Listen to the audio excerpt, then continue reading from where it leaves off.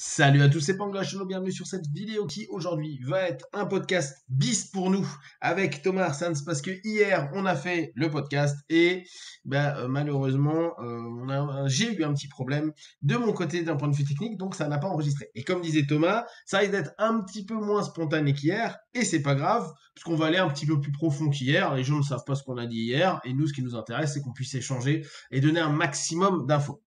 Je rappelle dans un premier temps, après il se présentera, que Thomas est la personne qui a écrit ce bouquin sur l'hypnose de spectacle. On en reparlera un petit peu, qui se trouve chez Marchand de Trucs en termes d'édition. On reparlera un petit peu de la maison d'édition. Chose assez géniale qu'il me disait hier, c'est que il a écrit ce bouquin d'hypnose de scène. Alors, il nous expliquera un petit peu comment ça lui est venu l'idée. Mais aujourd'hui, il ne fait plus d'hypnose de scène. Et j'ai trouvé que c'était assez intéressant comme principe et comme logique. Donc, c'est qu'il a en plus ce retour et ce recul par rapport à l'hypnose de scène. Aujourd'hui, il est professionnel. Il ne fait que de l'hypnose d'accompagnement avec de l'hypnose, sa forme d'hypnose. Au fur et à mesure, on nous parlera comment lui, il a développé sa manière de faire. Donc Thomas, est-ce que tu peux te présenter dans un premier temps, nous dire comment tu es arrivé à l'hypnose d'accompagnement, et puis après, on reposera, on reverra un petit peu comment on va échanger dans tout ça. Ok, très bien. Alors, moi j'ai 46 ans. J'ai fait des études d'anthropologie à la base, anthropologie sociale et culturelle à l'Université de La Réunion.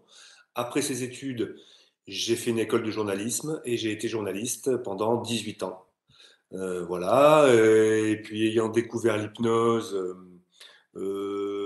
parce que moi j'en ai eu besoin d'un point de vue personnel, j'ai un jour, je pourrais peut-être en parler, mais j'ai un jour été manipulé par un ostéopathe qui avait besoin de m'hypnotiser pour pouvoir pour pouvoir manipuler, pardon, une vilaine cicatrice que j'ai sur le ventre. Et donc là, j'ai eu, enfin, ça m'a beaucoup plu, quoi. Cette expérience m'a vraiment intrigué. J'étais persuadé que ça n'avait pas marché, et puis en fait, ça avait super bien marché. Donc, je me suis intéressé à l'hypnose et j'ai découvert que, eh bien, l'hypnose, ça s'apprenait. Voilà. Ayant grandi dans les années 80, euh, ceux qui ont grandi dans les années 80 comme moi, ben, on a tous un petit peu la même culture télévisuelle notamment, où l'hypnose nous a été présentée comme quelque chose de paranormal, et puis réservé à certaines personnes qui avaient des grands yeux et puis qui avaient un don du magnétisme, je sais pas quoi. Et moi j'avais encore ça jusqu'à très tard, quoi, quelque part, hein. Et puis quand j'ai découvert qu'en fait on pouvait apprendre, que tout le monde pouvait pratiquer ça, alors là j'ai dit je veux absolument faire ça. Bon, quand j'étais ado, j'étais déjà passionné de magie, tout ça. Enfin, voilà, j'adorais tout cet univers-là, quoi. Donc j'ai appris tout seul. D'abord l'hypnose de divertissement, l'hypnose de rue. En particulier, j'ai appris avec des tutos sur YouTube, voilà. Puis je suis allé faire la formation de Jean-Emmanuel Combe en street hypnose. J'ai fait de l'hypnose de rue pendant quelques années. De l'hypnose de rue, je suis passé assez logiquement. D'ailleurs, je me souviens d'une de tes vidéos, une vieille vidéo, où tu disais que l'hypnose de rue, c'était souvent un tremplin, Un point, ouais. soit pour aller d'un côté vers la scène, Mm, ou d'un côté plutôt vers l'accompagnement. mm, Voilà. Ben, écoute, c'est exactement ce qui s'est passé pour moi, mais moi j'ai fait un petit peu les deux. Je suis allé vers la scène, parce que dans la rue, ben, on commence par hypnotiser une personne, et puis on se dit, mais pourquoi est-ce que je pourrais pas en faire deux à la fois finalement? Donc on en fait deux, puis on se dit, bah, en fait c'est pareil d'en faire une ou deux, peut-être je pourrais en faire trois. Et puis on se retrouve à avoir un petit groupe, et puis finalement à faire le show dans la rue. mm. Donc on fait plus de l'hypnose de rue, on fait de l'hypnose de spectacle dans la rue. Et c'est vraiment deux pratiques différentes, hein, moi il me semble. L'hypnose de rue, c'est pour que la personne vive un moment sympa. Et puis l'hypnose de spectacle, c'est pour que le spectateur vive un moment sympa. Bon. Si la personne sur scène vient aussi un moment sympa, c'est mieux. Mais en théorie, sur le papier, l'objectif, c'est que le spectateur vive un bon moment. On est payé pour ça, en fait. Voilà, donc petites animations à droite à gauche. les anniversaires, les bars, les mariages, les entreprises, etc., etc. Voilà. Et puis, souvent, on venait me voir à la fin pour me demander de l'aide. Est-ce que vous pouvez aussi m'aider à arrêter de fumer, me débarrasser d'une phobie, tout ça? Et moi, je disais, ben non, moi, je sais pas du tout faire ça. Donc, j'orientais vers des praticiens. Et j'étais à un moment de ma vie où professionnellement, j'en avais marre du journalisme. J'avais fait un petit peu le tour. Et puis dans le média dans lequel je travaillais, ça se passait pas très bien, donc il fallait que je parte. Donc tout s'est un petit peu bien goupillé, et puis je me suis dit, mais pourquoi est-ce que finalement je ferais pas vraiment de l'hypnose mon métier, quoi? Alors j'ai quitté mon travail, et puis j'ai voulu m'orienter vers la fonction publique pour avoir une certaine sécurité et pas me lancer comme ça dans l'entrepreneuriat. Donc j'ai passé un concours que j'ai pas eu. Par chance, je l'ai pas eu. Et que j'ai eu ce concours ou pas, de toute façon, j'avais prévu d'aller faire une école d'hypnose à Paris. Donc je suis allé faire l'IFHE avec Olivier Locker. Et sorti de là, en plus c'était la version intensive, quoi. C'est-à-dire on fait tout d'un C'est coup, un quoi. mois, t'as fait un mois en Ouais, école, voilà, c'est ça? c'est ça. Ouais. Euh, sorti de là, je me suis dit, bon, ben, maintenant je sais que je veux faire plus que ça, quoi. Et vraiment, ça a été très très vite. Je suis rentré à La Réunion. Oui, parce que j'habitais à La Réunion, on l'a peut-être pas dit. Je suis rentré à La Réunion et 15 jours ou 3 semaines après, j'ouvrais mon cabinet et je commençais à travailler, quoi. Voilà, et puis au début, bah, deux jours par semaine, etc. Et puis rapidement, au bout de 6 mois, j'ai travaillé à temps plein quasiment, quoi. Voilà un petit peu comment s'est fait le parcours, la découverte avec l'hypnose et mon arrivée jusque là. Euh, Tu vois, hier ça, on n'en a pas parlé, mais tu as fait de l'anthropo. Est-ce que dans tes études d'anthropologie, tu avais étudié un peu les trans des peuples primitifs ou des choses comme ça? Est-ce que tu avais eu, autrement qu'avec l'hypnose, un rapport à la transe, un rapport à à cet état un peu spécifique que peut être une transe? On sait que la transe hypnotique a des spécificités, on sait que les trans chamaniques ont des spécificités, on sait que les trans de sport ont leurs spécificités, etc. Mais dans l'anthropo, il y a beaucoup d'anthropologues qui parlent ou qui ont étudié des formes de transe. Est-ce que tu avais eu contact avec ça?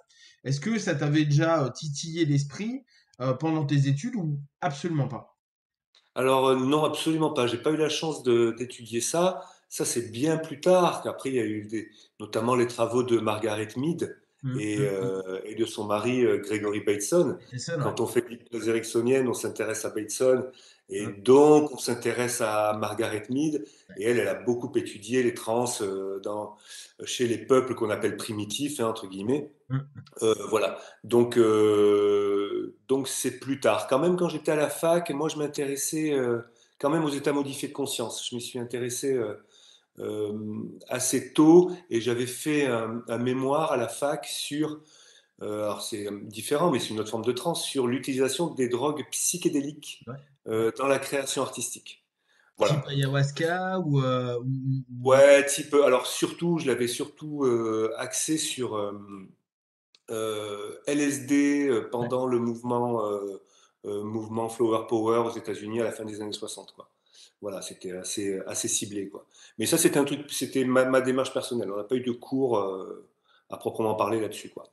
Voilà. D'ailleurs, c'est intéressant parce que beaucoup d'hypnotistes américains, je pense à Don Gibbons parce que lui, il a fait énormément de boulot là-dessus, LSD et état de transe, et notamment il a développé Hyper Imperia à l'époque parce que Ouais. il voulait retrouver les états du LSD sans avoir à prendre de LSD, et quasiment tous les hypnotistes de l'époque, un peu dans l'expérience, ils prenaient des buvards pour voir s'ils pouvaient recréer le même état pendant un laps de temps. Donc cette notion entre les drogues, la transe hypnotique et les drogues, c'est quelque chose qui, en tout cas au XXe siècle, ont été quelque chose Mhm. d'hyper hyper courant. Donc, ce que j'avais trouvé intéressant hier que tu mettais en avant, c'est que tu es passé donc de l'hypnose de scène à de l'hypnose ericksonienne, de l'hypnose très directe, voire directive, à une hypnose très indirecte. Et hier, tu faisais la remarque que autant en scène, tu étais confiant et tu avais vraiment quelque chose où tu étais en phase avec ce que tu étais en train de faire, autant quand tu étais en cabinet, bon, tu es aussi en phase, mais tu avais moins confiance, tu as mis plus de temps à créer de la confiance en cabinet. Est-ce que tu peux euh, redonner ta perception pour laquelle les deux mondes, qui pour autant utilisent le même modèle hypnotique, même Mhm. si après on reste sur de l'induction, des approfondissements, de la suggestion, de l'orientation, il y a moins de questionnement très clairement, mais du rapport, et on en reviendra parce que je sais que c'est quelque chose qui est important pour toi. Euh, Qu'est-ce qui fait pour toi que tu aies moins eu cette confiance en toi alors que pour moi, d'un point de vue purement factuel, le fait que tu aies été un hypnotiste de rue plus un hypnotiste de scène, tu es automatiquement un potentiel d'excellent hypnotiste en cabinet. Tu vois. Et Ouais. pour moi, j'avais été étonné quand tu as dit hier, ouais, ben, il n'y avait pas cette confiance. Alors, tu m'as donné la raison, mais est-ce que tu peux revenir un peu dessus, s'il te plaît? Ben, si tu veux, j'avais la confiance pour tout ce qui est induction. Si tu veux Ouais. emmener quelqu'un en hypnose, là, pas de problème. D'ailleurs, déjà pendant la formation, hein, à l'IFHE, déjà, bon, je voyais que j'avais, entre guillemets, un- une petite longueur d'avance, quoi. Je ne me faisais pas du souci de savoir si est-ce que j'allais réussir ou pas. Après, en cabinet, il y a un enjeu. C'est que les gens ils viennent demander de l'aide, et si on aime bien faire, ben voilà, on va tâcher de leur apporter l'aide qu'on peut. Sur scène, le fail sur scène, il existe quasiment pas, quoi. Enfin, c'est très très très rare d'avoir un fail sur scène, et même s'il y en a un, on a toujours des pirouettes pour s'en sortir, quoi. En cabinet, le truc, c'est ce qu'on disait hier, c'est que on maîtrise pas grand-chose, quoi. Ce qu'on peut maîtriser nous, ben, on va essayer de le faire au maximum, mais même si on arrive à tout maîtriser, ce qu'on peut maîtriser, on n'est pas sûr pour autant que ça soit utile pour la personne, quoi, et que ça apporte un bénéfice à la personne. Donc, c'est un petit peu en ça que je me mettais la pression, quoi. C'était, mais est-ce que je vais y arriver? Est-ce que je vais l'aider? Est-ce qu'elle va pas sortir de là en se disant c'était bien, etc. Alors, moi maintenant, j'ai quand même une règle d'or, c'est que quand je reçois quelqu'un, c'est de l'hypnotiser. Tu Mmh, vois? mmh, mmh, C'est, c'est lui faire vivre de l'hypnose, mmh, avant tout. mmh. Parce que combien de fois on reçoit des gens, on leur demande alors, vous avez déjà fait de l'hypnose? Oui. Bon. Alors c'était comment? Ouais, c'est pas terrible. Bon. Est-ce que vous pensez avoir été hypnotisé? Non, je pense pas. Alors on sait très bien que c'est, on n'est pas forcément au courant qu'on est hypnotisé. Moi le premier, lors de ma première expérience, j'étais persuadé de ne pas l'être et je l'ai été. Néanmoins, je pense que quand quelqu'un vient nous voir en cabinet, il vient voir, on l'appelle comme on veut, un hypnothérapeute, un praticien en hypnose, un hypnotiseur, un hypnotiste, peu importe, il y a hypnose, quoi. Donc c'est quand même une belle promesse, quoi. C'est la promesse de l'hypnose. Donc je pense que notre premier job, c'est déjà de leur faire vivre une transe hypnotique qu'eux puissent ratifier. On connaît évidemment l'importance de la ratification, qui favorise la dissociation, etc. À partir du moment où la personne, je pense, ouvre les yeux et se dit quand même waouh, et ça c'est Jean-Emmanuel Combe aussi, hein, qui nous avait formé à ça, qui nous disait chercher à obtenir un waouh, Mmh. que les gens disent waouh. À partir de là, on ouvre une porte et on rend, je pense, le changement possible. Si la personne déjà se demande, elle, et passe son temps dans son monologue pendant la séance, mais alors est-ce que je suis en hypnose là? Parce que quand même je suis pas très sûr, etc. Bon, ben là, les choses sont compliquées. Mmh. Si elle vit une transe, qu'elle sait qu'elle a vécu une transe, elle ouvre les yeux, elle se dit: «OK, j'ai été hypnotisé». S'il a été capable de m'hypnotiser, c'est que probablement il s'est passé quelque chose. Quoi qu'on ait fait derrière, Mmh. quoi qu'on ait fait derrière. Déjà vivre une belle transe, quoi. Voilà, je sais pas si j'ai répondu à ta question. Ouais, bah, là, en tout cas, tout sur beaucoup d'éléments. Ce qui est intéressant, c'est que la transe est l'élément central pour moi d'une séance d'hypnose. Et ça en devient en même temps un convinceur quand la personne arrive à se rendre compte qu'elle a vécu une transe. Est-ce que tu utilises des prétests? Moi, par exemple, à toutes mes séances, je fais des prétests de la main collée. Je fais que ça. Moi aussi, Et- moi aussi. voilà. Parce que moi, j'ai trouvé. que l'effet waouh, justement, et c'est l'hypnose de rue qui m'a vraiment, à force d'expérimenter, d'avoir fait des allus, etc., je me suis dit, mais les gens, le moment où ils sont le plus hallucinés paradoxalement, c'est les phénomènes idéomoteurs de Je suis base. tout à fait d'accord avec toi.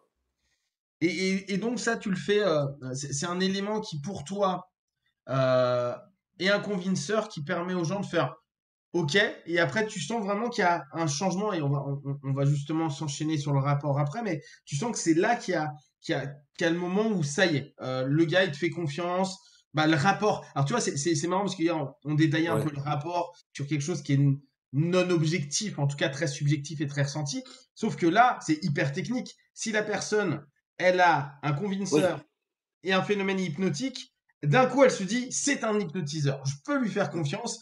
Et là, même si on n'a rien fait de spécial, le phénomène crée un rapport indirect avec le... Exactement. Ouais, c'est exactement ça.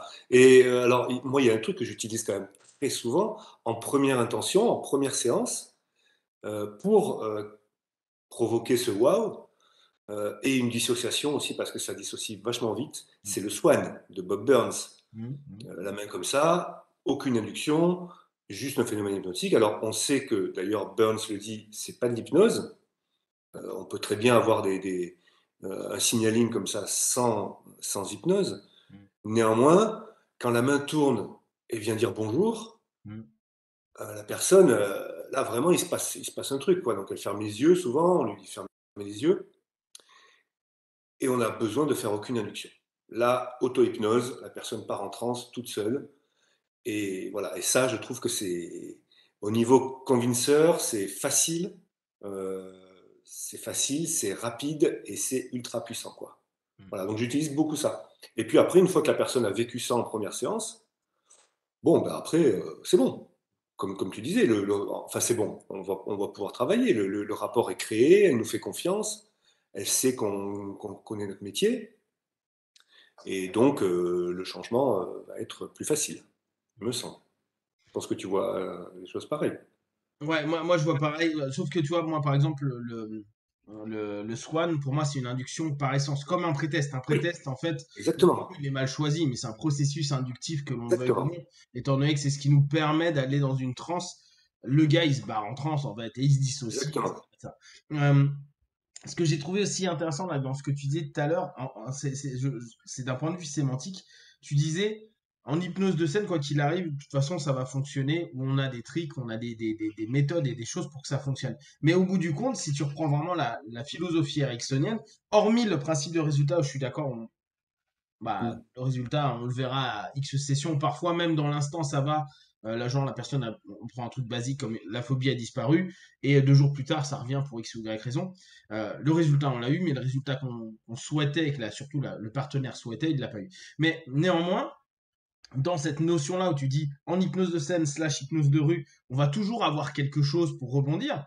Là aussi, le rapport utilisationnel ericksonien, enfin, vraiment, je pense que euh, Erickson, le génie qu'il a eu, c'est l'utilisationnel. C'est Bien son sûr, oui. point fort. C'est de pouvoir utiliser l'ensemble des éléments qu'il y a comme étant normal et exploitable pour amplifier la transe ou pour valider le pathos ou la solution du pathos pour le partenaire. Donc, au bout du compte, là-dessus, tu as la même chose, tu es toujours en win, même si on est d'accord, la résultante est une inconnue. Peut-être la différence, et là c'est vraiment une question, hein, la différence entre la scène de la rue et l'accompagnement, c'est la ligne du temps. Sur la ligne du temps, scène, rue, c'est d'ici maintenant, avec une Mhm, résultante qui va être suite à ta suggestion, qui peut être plusieurs secondes plus tard, voire minutes, s'il y a vraiment un mhm. décalage dans ce que tu proposes. Mais factuellement, on va dire ça se fait sur l'heure et demie qui arrive.